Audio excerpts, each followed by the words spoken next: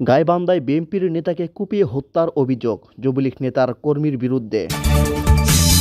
তারপর জানিয়ে দেব আওয়ামী লীগের দুই নেতার আধিপত্য নিয়ে সংঘর্ষ, ওসিসহ আহত ৫০ জন। এবার ভারতের বিরুদ্ধে প্রতিশোধ নেওয়ায় সৈন্যদের প্রশংসায় প্রাক সেনাপ্রধান।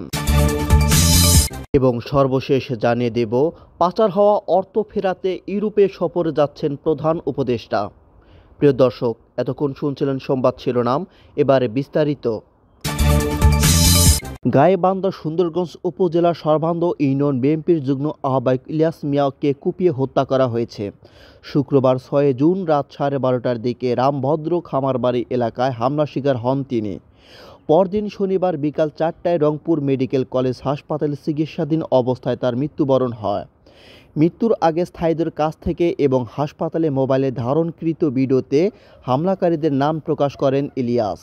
নিহত ইলিয়াস মিয়া ছিলেন রামভদ্র খামারবাড়ি গ্রামের বাসিন্দা এবং বিএনপির সক্রিয় নেতা। হামলার সময় সুমন মিয়া, জুবায়ের সাজু মিয়া সহ 8 থেকে 10 জন ইলিয়াসকে লোহার রড ও দেশীয় অস্ত্র দিয়ে পিটিয়ে কুপিয়ে জখম করে। ঘটনার সময় আশেপাশের লোকজন এড়িয়ে এলে হামলাকারীরা পালিয়ে যায়। ইলিয়াসের বড় ভাই মোফাজ্জল হক অভিযোগ করেছেন, রাজনৈতিক বিরোধের জেরে পরিকল্পিতভাবে এই হত্যাকাণ্ড চালানো হয়েছে। অভিযুক্ত সকলকে যুবলীগের রাজনীতিতে জড়িত এবং একই গ্রামের বাসিন্দা। ইলিয়াসকে হত্যার ঘটনার দ্রুত গ্রেফতার ও দৃষ্টান্তমূলক শাস্তির দাবি পরিবারের।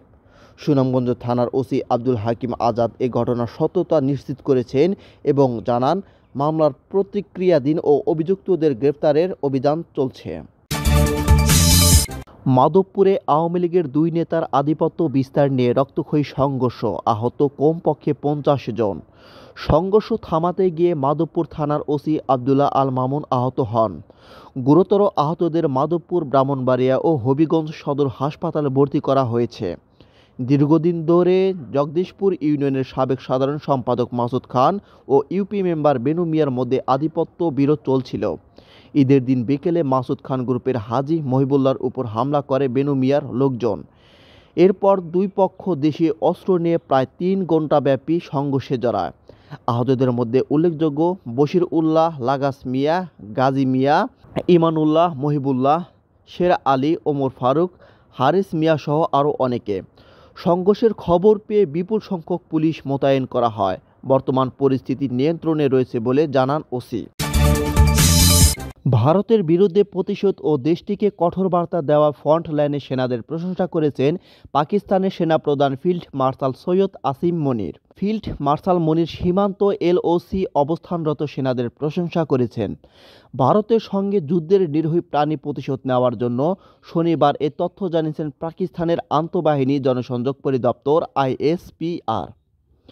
সম্প্রতি উত্তেজনার সময় ভারতের উস্কানিমূলক আগ্রাসনের জবাবে সাহসিকতা ও দক্ষতার সঙ্গে প্রতিক্রিয়া জানিয়ে নারী ও শিশু বিদ্রোহসহ নিরীহ পাকিস্তানি নাগরিকদের প্রাণহানির প্রতিশোধ নেওয়ার জন্য ফ্রন্ট লাইনের সেনাদের প্রশংসা করেছেন ফিল্ড মার্শাল সৈয়দ আসিম মনির।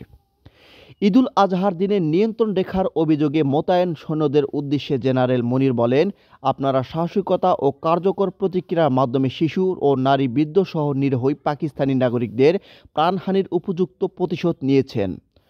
সেনাবাহিনীর মিডিয়া শাখায় জানায়, এ সফর শুরু হয় ঈদের নামাজের মাধ্যমে, যেখানে পাকিস্তানের স্থায়ী শান্তি ও স্থিতিশীলতা, সমৃদ্ধি এবং মাতৃভূমি রক্ষার্থে শহীদদের চূড়ান্ত আত্মত্যাগের জন্য বিশেষ দোয়া করা হয়। অন্তর্বর্তী সরকারের প্রধান উপদেষ্টা অধ্যাপক ডক্টর মোহাম্মদ ইউনূস সোমবার 9 জুন যুক্তরাজ্যের উদ্দেশ্যে ঢাকা ত্যাগ করবেন।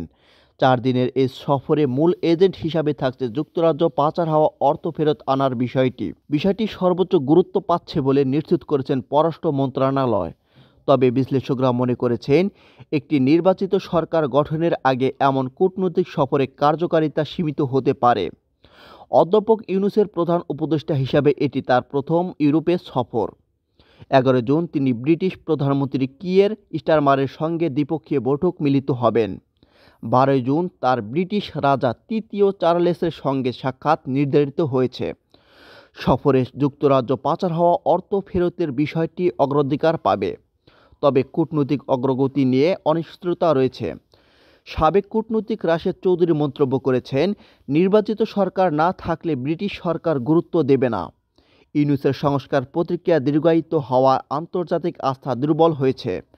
যুক্তরাজ্য গণতান্ত্রিক প্রতিক্রিয়া গঠিত সরকারের বিশ্বাসী।